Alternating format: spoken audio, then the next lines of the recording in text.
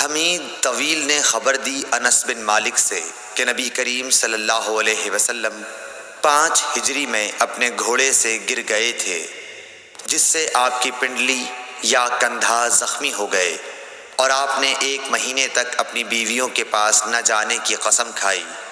آپ اپنے بالا خانے پر بیٹھ گئے جس کے زینے کھجور کے تنوں سے بنائے گئے تھے۔ صحابہ مزاج پرسی کو آئے، آپ نے انہیں بیٹھ کر نماز پڑھائی اور وہ کھڑے تھے۔ جب آپ نے سلام پھیرا تو فرمایا کہ امام اس لیے ہے کہ اس کی پیروی کی جائے، پس جب وہ تکبیر کہے تو تم بھی تکبیر کہو، اور جب وہ رکوع میں جائے تو تم بھی رکوع میں جاؤ، اور جب وہ سجدہ کرے تو تم بھی سجدہ کرو، اور اگر کھڑے ہو کر تمہیں نماز پڑھائے تو تم بھی کھڑے ہو کر نماز پڑھو۔ اور آپ 29 دن بعد نیچے تشریف لائے تو لوگوں نے کہا، یا رسول اللہ، آپ نے تو 1 مہینے کے لیے قسم کھائی تھی۔ آپ نے فرمایا کہ یہ مہینہ 29 دن کا ہے۔ صحیح بخاری حدیث نمبر 378۔ عبداللہ بن شداد نے حضرت میمونہ رضی اللہ تعالی عنہ سے روایت کی، آپ نے فرمایا کہ نبی صلی اللہ علیہ وسلم نماز پڑھتے اور حائضہ ہونے کے باوجود میں ان کے سامنے ہوتی۔ اکثر جب آپ سجدہ کرتے تو آپ کا کپڑا مجھے چھو جاتا۔ انہوں نے کہا کہ آپ کھجور کے پتوں سے بنے ہوئے ایک چھوٹے سے مصلے پر نماز پڑھتے تھے۔ صحیح بخاری حدیث نمبر 379۔ انس بن مالک سے روایت ہے کہ ان کی نانی ملیکہ نے رسول اللہ صلی اللہ علیہ وسلم کو کھانا تیار کر کے کھانے کے لیے بلایا۔ آپ نے کھانے کے بعد فرمایا کہ آؤ تمہیں نماز پڑھا دوں۔ انس رضی اللہ تعالی عنہ نے کہا کہ میں نے اپنے گھر سے ایک بوریا اٹھایا جو کثرت استعمال سے کالا ہو گیا تھا۔ میں نے اس پر پانی چھڑکا، پھر رسول اللہ صلی اللہ علیہ وسلم نماز کے لیے اسی بوریے پر کھڑے ہوئے، اور میں اور ایک یتیم کہ رسول اللہ صلی اللہ علیہ وسلم کے غلام ابو زمیرہ کے لڑکے ضمیرہ آپ کے پیچھے صف باندھ کر کھڑے ہو گئے، اور بوڑھی عورت انس کی نانی ملیکہ ہمارے پیچھے کھڑی ہوئیں۔ پھر رسول اللہ صلی اللہ علیہ وسلم نے ہمیں 2 رکعت نماز پڑھائی اور واپس گھر تشریف لے گئے۔ صحیح بخاری حدیث نمبر 380۔ ام المومنین میمونہ رضی اللہ تعالی عنہا سے روایت ہے، انہوں نے کہا کہ نبی کریم صلی اللہ علیہ وسلم سجدہ گاہ یعنی چھوٹے مصلے پر نماز پڑھا کرتے تھے۔ صحیح بخاری حدیث نمبر 381۔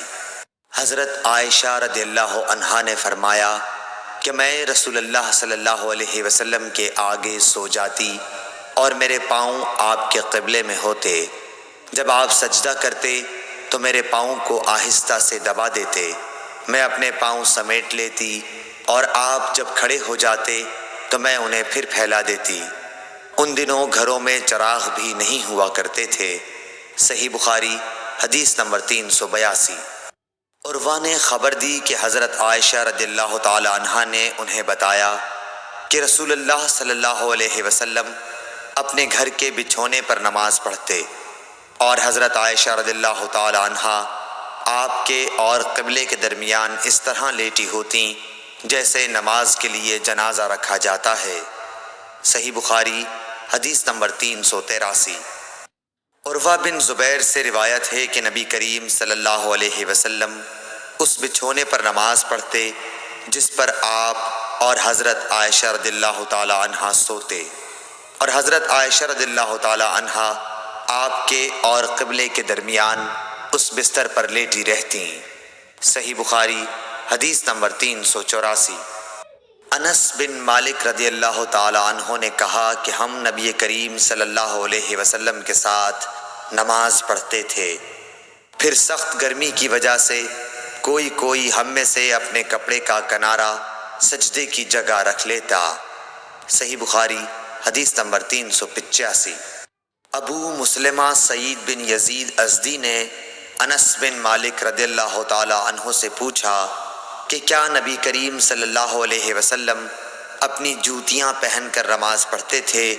تو انہوں نے فرمایا کہ ہاں۔ صحیح بخاری حدیث نمبر 386۔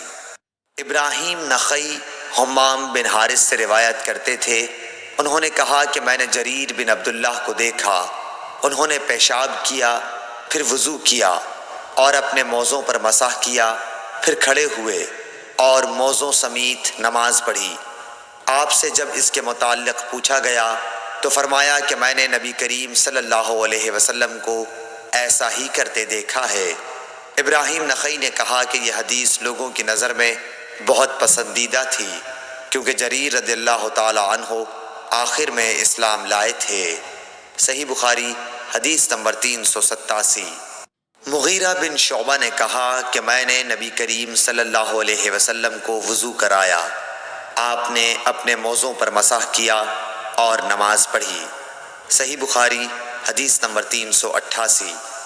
حذیفہ رضی اللہ تعالی عنہ نے ایک شخص کو دیکھا جو رکوع اور سجدہ پوری طرح نہیں کرتا تھا۔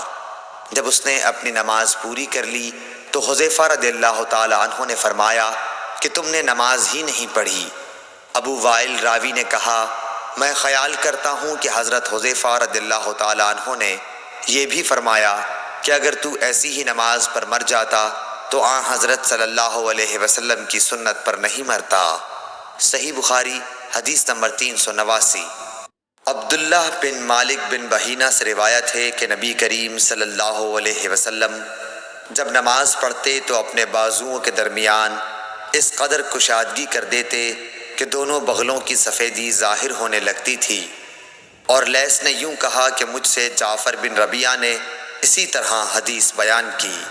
صحیح بخاری حدیث نمبر 390۔ انس بن مالک رضی اللہ تعالی عنہ نے کہا کہ رسول اللہ صلی اللہ علیہ وسلم نے فرمایا جس نے ہماری طرح نماز پڑھی اور ہماری طرح قبلے کی طرف منہ کیا اور ہمارے ذبیحہ کو کھایا تو وہ مسلمان ہے، جس کے لیے اللہ اور اس کے رسول کی پناہ ہے، بس تم اللہ کے ساتھ اس کی دی ہوئی پناہ میں خیانت نہ کرو۔ صحیح بخاری حدیث نمبر 391۔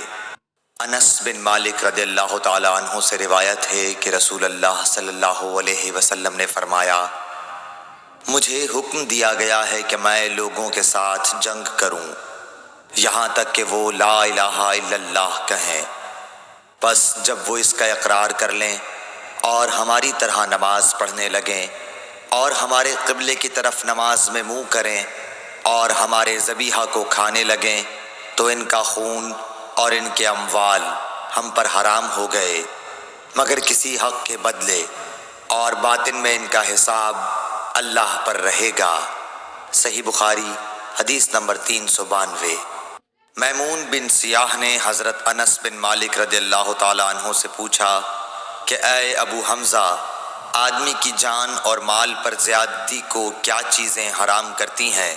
تو انہوں نے فرمایا کہ جس نے گواہی دی کہ اللہ کے سوا کوئی معبود نہیں اور ہمارے قبلے کی طرف منہ کیا اور ہماری نماز کی طرح نماز پڑھی اور ہمارے ذبیحہ کو کھایا تو وہ مسلمان ہے، پھر اس کے وہی حقوق ہیں جو عام مسلمانوں کے ہیں اور اس کی وہی ذمہ داریاں ہیں جو عام مسلمانوں پر ہیں۔ اور ابن ابی مریم نے کہا ہمیں یحییٰ بن ایوب نے خبر دی، انہوں نے کہا ہم سے حمید نے حدیث بیان کی، انہوں نے کہا ہم سے انس بن مالک رضی اللہ عنہ نے نبی کریم صلی اللہ علیہ وسلم سے نقل کر کے حدیث بیان کی۔ صحیح بخاری حدیث نمبر 393۔ ابو ایوب انصاری رضی اللہ تعالیٰ عنہ سے روایت ہے کہ رسول اللہ صلی اللہ علیہ وسلم نے فرمایا جب تم قضائے حاجت کے لیے جاؤ تو اس وقت نہ قبلے کی طرف منہ کرو اور نہ پیٹھ کرو، بلکہ مشرق یا مغرب کی طرف اس وقت اپنا منہ کر لیا کرو۔ ابو ایوب نے فرمایا کہ ہم جب شام میں آئے تو یہاں کے بیت الخلاء قبلہ رخ بنے ہوئے تھے، جب ہم قضائے حاجت کے لیے جاتے تو ہم مڑ جاتے اور اللہ عز و جل سے استغفار کرتے تھے۔ اور ظاہری نے عطا سے اس حدیث کو اسی طرح روایت کیا، اس میں یوں ہے کہ عطا نے کہا میں نے ابو ایوب سے سنا انہوں نے اسی طرح حضرت صلی اللہ علیہ وسلم سے سنا۔ صحیح بخاری حدیث نمبر 394۔ عمر بن دینار نے کہا، ہم نے عبداللہ بن عمر رضی اللہ تعالیٰ عنہ سے ایک ایسے شخص کے بارے میں پوچھا جس نے بیت اللہ کا طواف عمرے کے لیے کیا لیکن صفا اور مروہ کی سعی نہیں کی، کیا ایسا شخص بیت اللہ کے طواف کے بعد اپنی بیوی سے صحبت کر سکتا ہے؟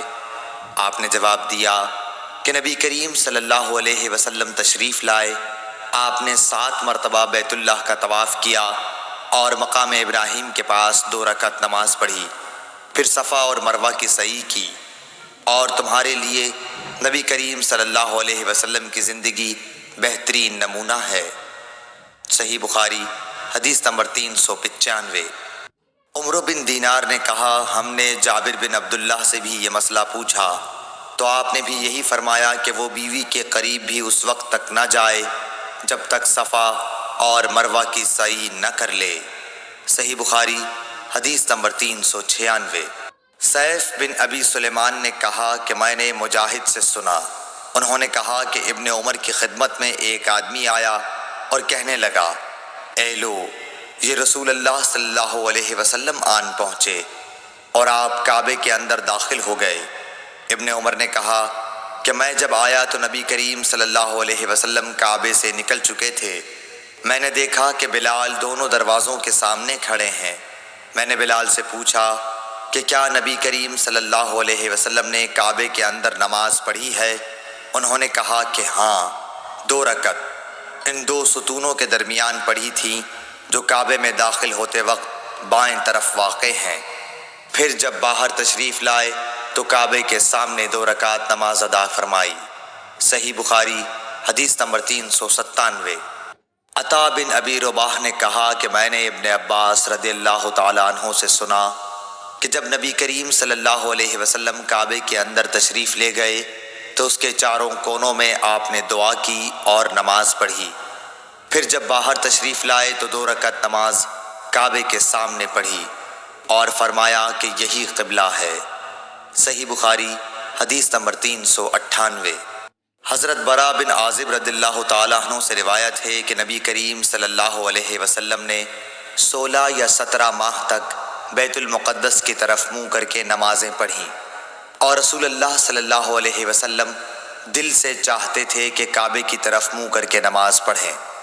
آخر اللہ تعالیٰ نے یہ آیت نازل فرمائی، ہم آپ کا آسمان کی طرف بار بار چہرہ اٹھانا دیکھتے ہیں۔ پھر آپ نے کعبے کی طرف منہ کر لیا، اور احمقوں نے جو یہودی تھے کہنا شروع کیا کہ انہیں اگلے قبلے سے کس چیز نے پھیر دیا۔ آپ فرما دیجئے کہ اللہ ہی کی ملکیت ہے مشرق اور مغرب، اللہ جس کو چاہتا ہے سیدھے راستے کی ہدایت کر دیتا ہے۔ جب قبلہ بدلا تو ایک شخص نے نبی کریم صلی اللہ علیہ وسلم کے ساتھ نماز پڑھی، پھر نماز کے بعد وہ چلا اور انصار کی ایک جماعت پر اس کا گزر ہوا جو عصر کی نماز بیت المقدس کی طرف منہ کر کے پڑھ رہے تھے۔ اس شخص نے کہا کہ میں گواہی دیتا ہوں کہ میں نے نبی کریم صلی اللہ علیہ وسلم کے ساتھ وہ نماز پڑھی ہے جس میں آپ نے موجودہ قبلہ کعبے کی طرف منہ کر کے نماز پڑھی ہے۔ پھر وہ جماعت نماز کی حالت میں ہی مڑ گئی اور کعبے کی طرف منہ کر لیا۔ صحیح بخاری حدیث نمبر 399۔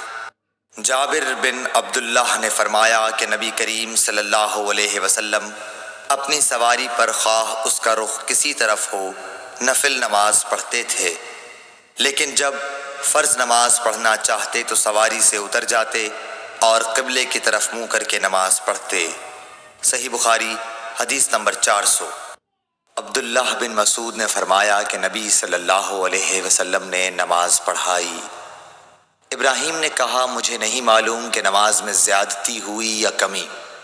پھر جب آپ نے سلام پھیرا تو آپ سے کہا گیا کہ یا رسول اللہ صلی اللہ علیہ وسلم، کیا نماز میں کوئی نیا حکم آیا ہے؟ آپ نے فرمایا آخر کیا بات ہے؟ لوگوں نے کہا آپ نے اتنی رکعتیں پڑھی ہیں۔ یہ سن کر آپ صلی اللہ علیہ وسلم نے اپنے دونوں پاؤں پھیرے اور قبلے کی طرف منہ کر لیا اور سہو کے 2 سجدے کیے اور سلام پھیرا، پھر ہماری طرف متوجہ ہوئے اور فرمایا کہ اگر نماز میں کوئی نیا حکم نازل ہوا ہوتا تو میں تمہیں پہلے ہی ضرور کہہ دیتا، لیکن میں تو تمہارے ہی جیسا آدمی ہوں، جس طرح تم بھولتے ہو میں بھی بھول جاتا ہوں، اس لیے جب میں بھول جایا کروں تو تم مجھے یاد دلایا کرو، اور اگر کسی کو نماز میں شک ہو جائے تو اس وقت ٹھیک بات سوچ لے اور اسی کے مطابق نماز پوری کرے، پھر سلام پھیر کر 2 سجدے سہو کے کر لے۔ صحیح بخاری حدیث نمبر 401۔ انس بن مالک رضی اللہ تعالی عنہ سے روایت ہے کہ عمر رضی اللہ تعالی عنہ نے فرمایا کہ میری 3 باتوں میں جو میرے منہ سے نکلا میرے رب نے ویسا ہی حکم فرمایا۔ میں نے کہا تھا کہ یا رسول اللہ صلی اللہ علیہ وسلم، اگر ہم مقام ابراہیم کو نماز پڑھنے کی جگہ بنا سکتے تو اچھا ہوتا۔ اس پر یہ آیت نازل ہوئی، اور تم مقام ابراہیم کو نماز پڑھنے کی جگہ بنا لو۔ دوسری آیت پردے کے بارے میں ہے۔ میں نے کہا تھا کہ یا رسول اللہ، کاش آپ اپنی عورتوں کو پردے کا حکم دیتے، کیونکہ ان سے اچھے اور برے ہر طرح کے لوگ بات کرتے ہیں۔ اس پر پردے کی آیت نازل ہوئی۔ اور ایک مرتبہ حضور صلی اللہ علیہ وسلم کی بیویاں جوش و خروش میں آپ کی خدمت میں اتفاق کر کے کچھ مطالبات لے کر حاضر ہوئیں۔ میں نے ان سے کہا کہ ہو سکتا ہے کہ اللہ پاک تمہیں طلاق دلا دیں اور تمہارے بدلے تم سے بہتر مسلمہ بیویاں اپنے رسول صلی اللہ علیہ وسلم کو عنایت کریں، تو یہ آیت نازل ہوئی، عسیٰ ربہ ان طلقکن ان یبدلہ ازواجا خیرا منکن۔ اور سعید بن ابی مریم نے کہا کہ مجھے یحییٰ بن ایوب نے خبر دی، کہا کہ ہم سے حمید نے بیان کیا، کہا میں نے حضرت انس رضی اللہ تعالی عنہ سے یہ حدیث سنی۔ صحیح بخاری حدیث نمبر 402۔ عبداللہ بن عمر سے روایت ہے، آپ نے فرمایا کہ لوگ قباء میں فجر کی نماز پڑھ رہے تھے کہ اتنے میں ایک آنے والا آیا، اس نے بتایا کہ رسول اللہ صلی اللہ علیہ وسلم پر کل وحی نازل ہوئی ہے اور انہیں کعبے کی طرف نماز میں منہ کرنے کا حکم ہو گیا ہے۔ چنانچہ ان لوگوں نے بھی کعبے کی جانب منہ کر لیے، جبکہ اس وقت وہ شام کی جانب منہ کیے ہوئے تھے، اس لیے وہ سب کعبے کی جانب گھوم گئے۔ صحیح بخاری حدیث نمبر 403۔ جناب عبداللہ سے روایت ہے، انہوں نے فرمایا کہ نبی کریم صلی اللہ علیہ وسلم نے بھولے سے ظہر کی نماز ایک مرتبہ 5 رکعت پڑھی۔ اس پر لوگوں نے پوچھا کہ کیا نماز میں زیادتی ہو گئی ہے؟ آپ صلی اللہ علیہ وسلم نے فرمایا، کیا بات ہے؟ صحابہ نے عرض کی کہ آپ نے 5 رکعت پڑھی ہیں۔ عبداللہ بن مسعود رضی اللہ تعالیٰ عنہ نے فرمایا کہ پھر آپ نے اپنے پاؤں موڑ لیے اور صحف کے 2 سجدے کیے۔ صحیح بخاری حدیث نمبر 404۔ انس بن مالک رضی اللہ تعالیٰ عنہ سے روایت ہے کہ نبی کریم صلی اللہ علیہ وسلم نے قبلے کی طرف دیوار پر بلغم دیکھا جو آپ کو ناگوار گزرا، اور یہ ناگواری آپ کے چہرہ مبارک پر دکھائی دینے لگی۔ پھر آپ اٹھے اور خود اپنے ہاتھ سے کھرچ ڈالا اور فرمایا کہ جب کوئی شخص نماز کے لیے کھڑا ہوتا ہے تو گویا وہ اپنے رب کے ساتھ سرگوشی کرتا ہے، یا یوں فرمایا کہ اس کا رب اس کے اور قبلے کے درمیان ہوتا ہے، اس لیے کوئی شخص نماز میں اپنے قبلے کی طرف نہ تھوکے، البتہ بائیں طرف یا اپنے قدموں کے نیچے تھوک سکتا ہے۔ پھر آپ نے اپنی چادر کا کنارہ لیا، اس پر تھوکا، پھر اس کو الٹ پلٹ کیا اور فرمایا، یا اس طرح کر لیا کرو۔ صحیح بخاری حدیث نمبر 405۔ عبداللہ بن عمر رضی اللہ تعالیٰ عنہ سے روایت ہے کہ رسول اللہ صلی اللہ علیہ وسلم نے قبلے کی دیوار پر تھوک دیکھا، آپ صلی اللہ علیہ وسلم نے اسے کھرچ ڈالا، پھر آپ نے لوگوں سے خطاب کیا اور فرمایا کہ جب کوئی شخص نماز میں ہو تو اپنے منہ کے سامنے نہ تھوکے، کیونکہ نماز میں منہ کے سامنے اللہ عز و جل ہوتا ہے۔ صحیح بخاری حدیث نمبر 406۔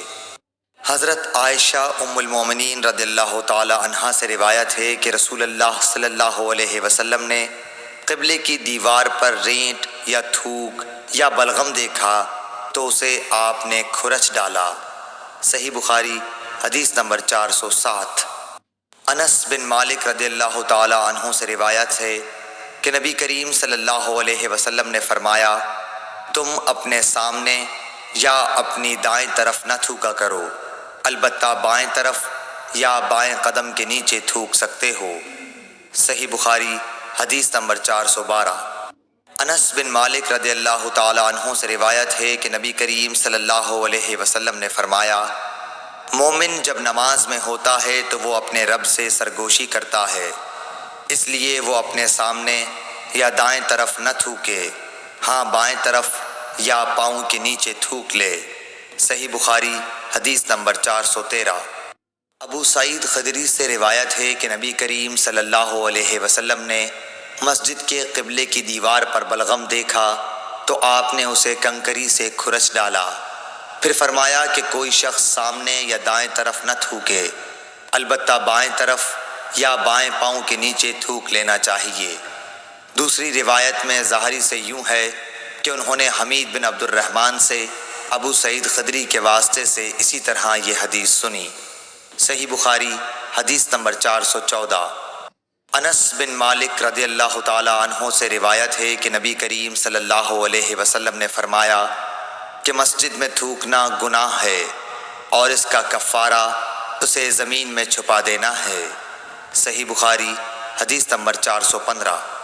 حضرت ابو ہریرہ رضی اللہ تعالی عنہ سے روایت ہے، وہ نبی کریم صلی اللہ علیہ وسلم سے نقل کرتے ہیں کہ آپ نے فرمایا، جب کوئی شخص نماز کے لیے کھڑا ہو تو سامنے نہ تھوکے، کیونکہ وہ جب تک اپنی نماز کی جگہ میں ہوتا ہے تو اللہ تعالیٰ سے سرگوشی کرتا رہتا ہے، اور دائیں طرف بھی نہ تھوکے کیونکہ اس طرف فرشتہ ہوتا ہے، ہاں بائیں طرف یا قدم کے نیچے تھوک لے اور اسے مٹی میں چھپا دے۔ صحیح بخاری حدیث نمبر 416۔ انس بن مالک رضی اللہ تعالی عنہ سے روایت ہے کہ نبی کریم صلی اللہ علیہ وسلم نے قبلے کی طرف دیوار پر بلغم دیکھا تو آپ نے خود اسے کھرچ ڈالا اور آپ کی ناخوشی کو محسوس کیا گیا، یا راوی نے اس طرح بیان کیا کہ اس کی وجہ سے آپ کی شدید ناگواری کو محسوس کیا گیا۔ پھر آپ نے فرمایا کہ جب کوئی شخص نماز کے لیے کھڑا ہوتا ہے تو وہ اپنے رب سے سرگوشی کرتا ہے، یا یہ کہ اس کا رب اس کے اور قبلے کے درمیان ہوتا ہے، اس لیے قبلے کی طرف نہ تھوکا کرو، البتہ بائیں طرف یا قدم کے نیچے تھوک لیا کرو۔ پھر آپ نے اپنی چادر کا ایک کونا کنارہ لیا، اس میں تھوکا اور چادر کی ایک تہہ کو دوسری تہہ پر پھیر لیا اور فرمایا، یا اس طرح کر لیا کرے۔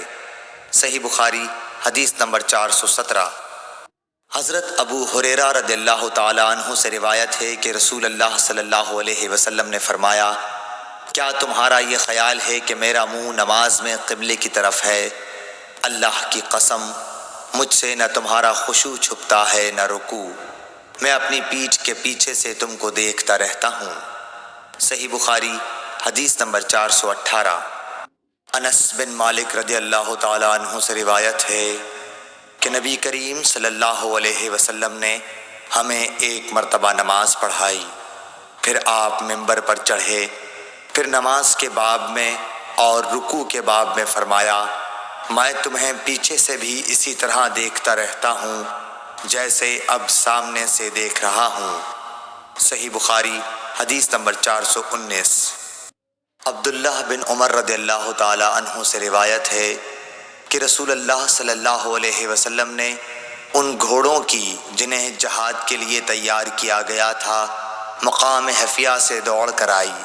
اس دوڑ کی حد ثنیۃ الوداع تھی، اور جو گھوڑے ابھی تیار نہیں ہوئے تھے ان کی دوڑ تثنی الوداع سے مسجد بنی زریق تک کرائی۔ عبداللہ بن عمر رضی اللہ تعالی عنہ نے بھی اس گھوڑ دوڑ میں شرکت کی تھی۔ صحیح بخاری حدیث نمبر 420۔ حضرت انس رضی اللہ تعالی عنہ سے روایت ہے کہ نبی کریم صلی اللہ علیہ وسلم کے پاس بحرین سے رقم آئی، آپ نے فرمایا کہ اسے مسجد میں ڈال دو، اور یہ رقم اس تمام رقم سے زیادہ تھی جو اب تک آپ کی خدمت میں آ چکی تھی۔ پھر آپ نماز کے لیے تشریف لائے اور اس کی طرف کوئی توجہ نہیں فرمائی۔ جب آپ نماز پوری کر چکے تو آ کر مال رقم کے پاس بیٹھ گئے اور اسے تقسیم کرنا شروع فرمایا۔ اس وقت جسے بھی آپ دیکھتے اسے عطا فرما دیتے۔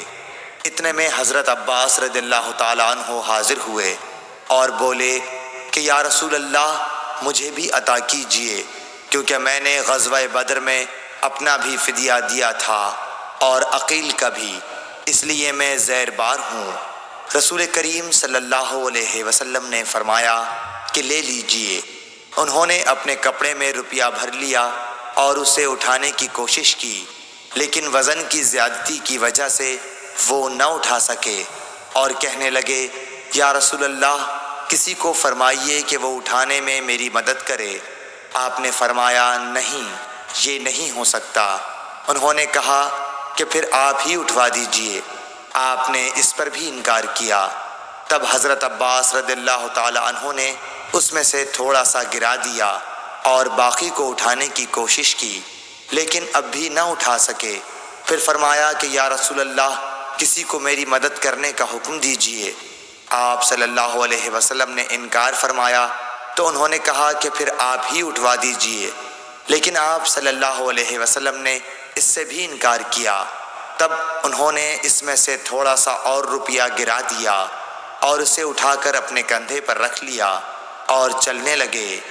رسول اللہ صلی اللہ علیہ وسلم کو ان کے اس حرص پر اتنا تعجب ہوا کہ آپ اس وقت تک ان کی طرف دیکھتے رہے جب تک وہ ہماری نظروں سے غائب نہیں ہو گئے، اور آپ بھی وہاں سے اس وقت تک نہ اٹھے جب تک کہ ایک چونی بھی باقی رہی۔